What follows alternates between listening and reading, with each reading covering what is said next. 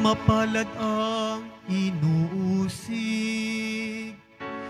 sa gawang puspos ng bait, pagkat may kakamting langit. Alleluia, Alleluia, Alleluia,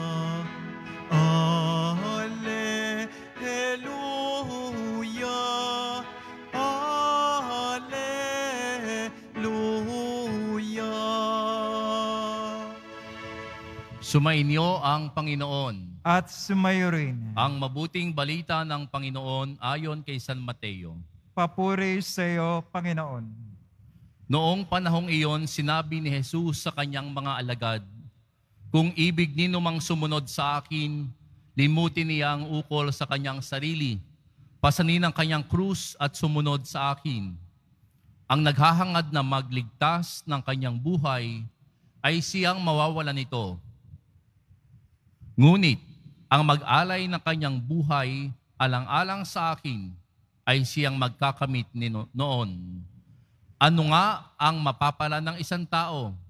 Makamtan man niya ang buong daigdig, kung ang katumbas naman ito'y ang kanyang buhay. Ano ang may babayad ng tao para mabalik sa kanya ang kanyang buhay? Sapagat darating ang anak ng tao na taglay ang dakilang kapangyarihan ng kanyang ama at kasama ang kanyang mga anghel. Sa panahong yaoy, gagantihan niya ang bawat tao ayon sa kanyang ginawa. Sinasabi ko sa inyo, may ilan sa inyo rito na hindi mamamatay hanggat di nila nakikita ang anak ng tao na pumaparito bilang hari." Ang mabuting balita ng Panginoon. Pinupuri ka namin, Panginoong Jesucristo. Magsipo muna ang lahat.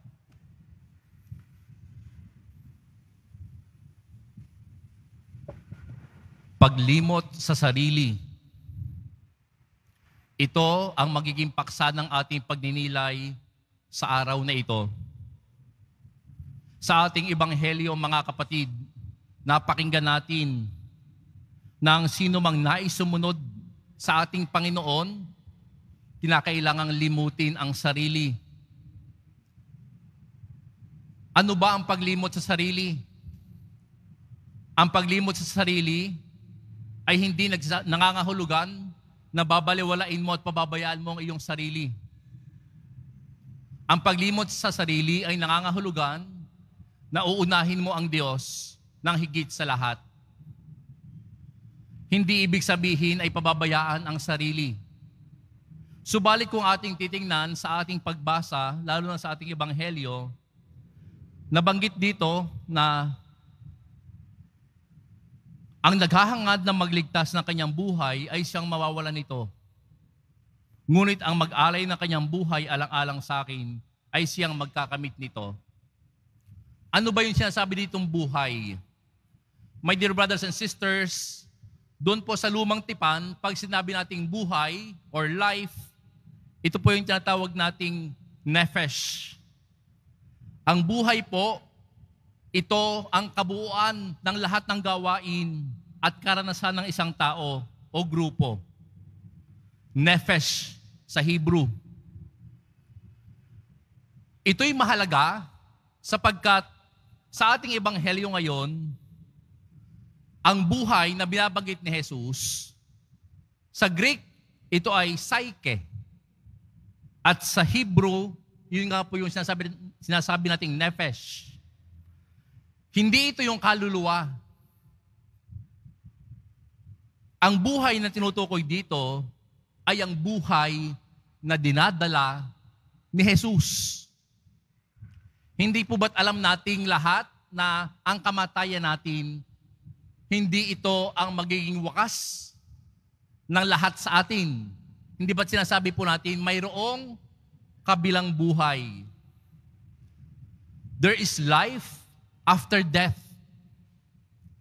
Kaya nga po mga kapatid, ang kamatayan, hindi ito ang kawalan ng buhay. Sapagkat tayo, pagkatapos na mamatay, tayo ay may bagong buhay. buhay sa kabila, buhay na inilaan ng Diyos para sa ating lahat. At ito ang tinutukoy ni Jesus. Ano ang kagandahan kung makamit mo ang lahat ng meron sa mundong ito if you lose your soul, if you lose your life? Minsan kasi mga kapatid, tayong lahat masyadong abala sa mga gusto nating ma-accomplish dito sa mundong ito. Subalit nakakalimutan natin na oo, mahalaga na magtagumpay, mahalaga na magkaroon ng hanap buhay, mahalaga na buo ang pamilya. Subalit mga kapatid, nakakalimutan natin kung minsan mayroon tayong dapat na una sa listahan na dapat nating pahalagahan. Walang iba kundi ang ating Panginoon.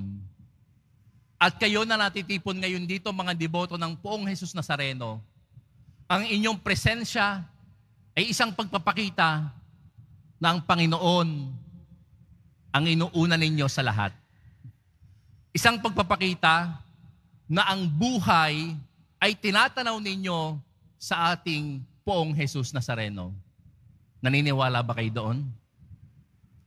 Sapagkat, mga kapatid, tanging ang Poong Jesus Nazareno lamang ang makapagbibigay sa atin ng buhay na hindi natin kayang kamtin sa mundong ito.